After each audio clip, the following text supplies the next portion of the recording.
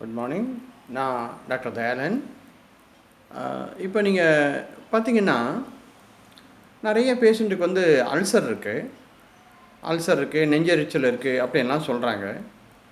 இப்போ நீங்கள் அல்சர்லேயே பலவிதமான அல்சர் இருக்குது. அந்தந்த இடத்த பொறுத்து அந்த அல்சருடைய பேரை வந்து சொல்கிறாங்க.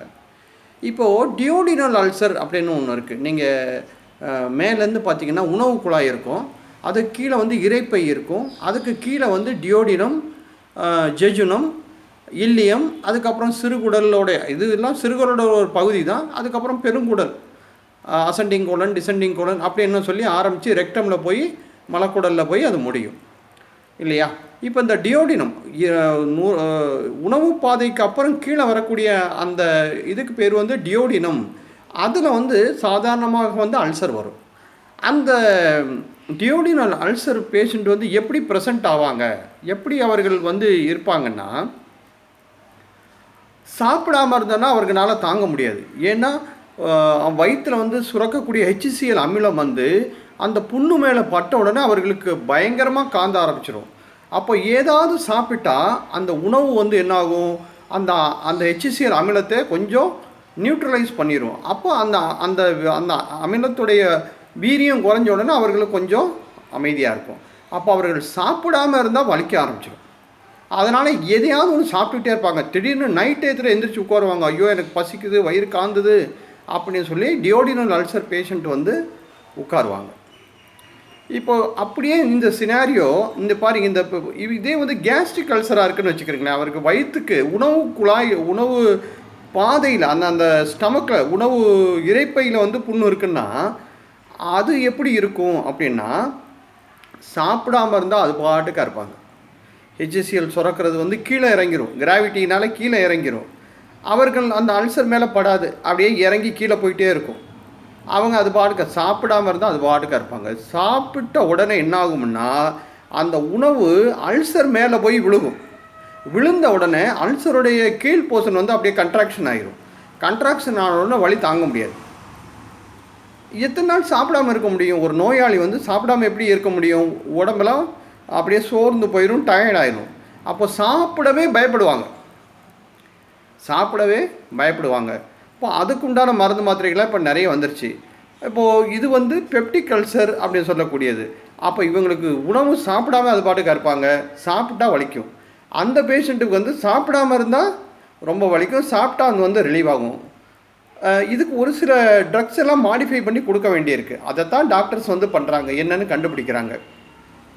இப்போ இன்னும் ஒரு சில பேஷண்ட் வந்து எப்படி இருப்பாங்கன்னா, அவங்களுக்கு HCl அப்படிங்கக்கூடிய அமிலம் வந்து இரைப்பையில் ஒரு நாளைக்கு 1 லிட்டர் சுரக்கணும். ஆனால் அவர்களுக்கு வந்து அதிகமான ஸ்ட்ரெஸ்ஸு, டென்ஷன், தூக்கம் இல்லாமல் வேலை பழுவுனால 2.5லேருந்து 3 லிட்டர் சுரக்கும். அந்த அவ்வளவு அமிலம் சுரந்து அந்த உணவு குழாய்க்கும் இரைப்பைக்கும் நடுவில் வந்து ஒரு வேல்வு ஒன்று இருக்கும். நம்ம பைப் லைனில் இருக்கிற வேல்வு மாதிரி அங்கே ஒரு வேல்வு ஒன்று இருக்குது. அந்த வேல்வையே அது அப்படியே அதை வந்து அரித்து அந்த அமிலத்தன்மை வந்து மேலே ஏறி தொண்டை வரைக்கும் வந்து எரியும், தொண்டை காந்தும், தொண்டையெல்லாம் புண்ணாக போயிடும். சில பேஷண்ட்டுக்கு அவங்க வந்து இன்ஃபெக்ஷன் அப்படின்னு நினைப்பாங்க, அப்படி கிடையாது. இந்த அமிலத்தன்மை அதிகமாக சுரந்து அந்த மாதிரி ப்ரெசென்ட் ஆகும். கேஸ்ட்ரோஈசோஃபேஜியல் ரெஃப்ளக்ஸ் டிஸார்டர் அப்படின்னு அதுக்கு பேர். ஒன்றும் கிடையாது, அந்த வேல்வு வந்து எரோட் ஆயிடுச்சு, அதிகமான அமிலம் சொல்கிறது.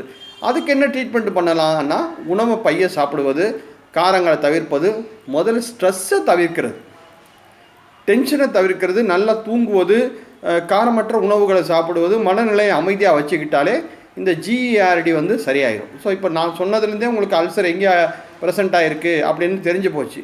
அப்போ எதுக்கு எண்டோஸ்கோப்பி பண்ணணும், சிடி ஸ்கேன்லாம் பண்ணணும் அப்படின்றால், ஒரு 45 வயசு கடந்தவராக இருக்கார், வெயிட் லாஸாக இருக்கார், சாப்பிட மாட்டேங்கிறார், வயிறில் உணவு போய் விழுந்த உடனே வலிக்குது, நமக்கே தெரியுது இது பெப்டிக் அல்சர்னு. இருந்தாலும் அந்த அல்சரை எண்டோஸ்கோப்பி வழியாக பார்த்து அதுலேருந்து ஒரு சின்ன பிட்டு பயாப்சி எடுத்து இது கேன்சரா அப்படின்னு கண்டுபிடிக்கணும்.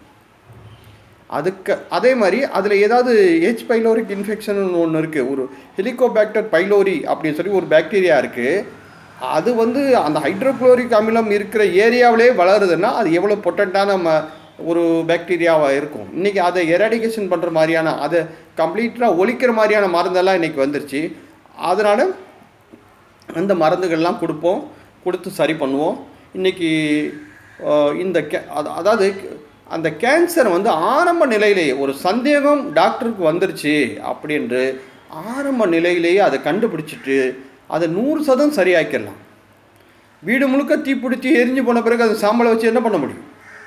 அதனால் ஒரு சந்தேகம் இருக்குது, 40 வயசை கடந்தவராக இருக்கார், ஒரு இப்படி இருக்குது, நம்ம வெயிட் லாஸ் இருக்குது, ஒரு சந்தேகமாக இருக்குப்பான்னா இன்றைக்கி ஒரு இருக்கக்கூடிய எண்டோஸ்கோப்பியில் ஒரு சின்ன பிட்டு எடுத்து அதை பார்த்து அதை 3 ஸ்டேஜ் அதாவது அட்வான்ஸு ஸ்டேஜ், அதாவது அட்வான்ஸு ஸ்டேஜ் இல்லை, ஆரம்ப ஸ்டேஜ்லேயே டிஸ்பிளேசியா, ப்ரீ கேன்சரஸ்ன்னு 3ஆக பிரிச்சுக்கிறான்.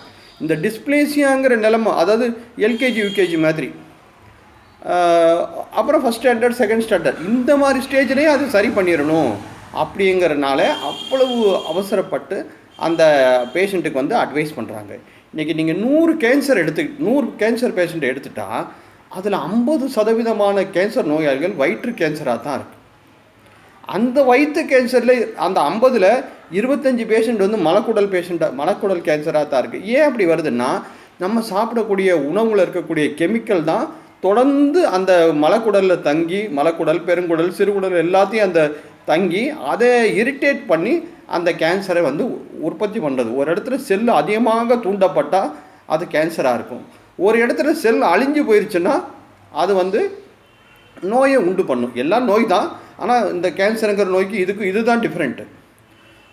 சரியா? அப்போ நம்ம வந்து அந்த இதை கண்டுபிடிக்க வேண்டியிருக்கு. ஸோ அல்சர்னா இந்த விஷயத்தை நீங்கள் பேசிக் விஷயம் எது நீங்கள் தெரிஞ்சுக்கிட்டிங்கன்னா நம்ம வந்து ஈஸியாக கண்டுபிடிக்கலாம். ஒரு 45 வயசு கடந்தவராக இருந்தான்னா அந்த இன்வெஸ்டிகேஷன் பண்ணிப்பா, பிளட் இன்வெஸ்டிகேஷனை ஒரு சிலதை கண்டுபிடிக்கலாம், எண்டோஸ்கோப்பியில் கண்டுபிடிக்கலாம், சிடி எம்ஆர்ஐல எல்லாம் இன்னும் அதை பிக்கப் பண்ணுறதுக்கு மிக அருமையான இன்வெஸ்டிகேஷன்லாம் இன்றைக்கி வந்துருச்சு. ரொம்ப ஏர்லியராக பிக்கப் பண்ணி அதை சரி பண்ணிடலாம்.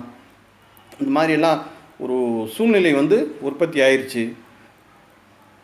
நன்றி.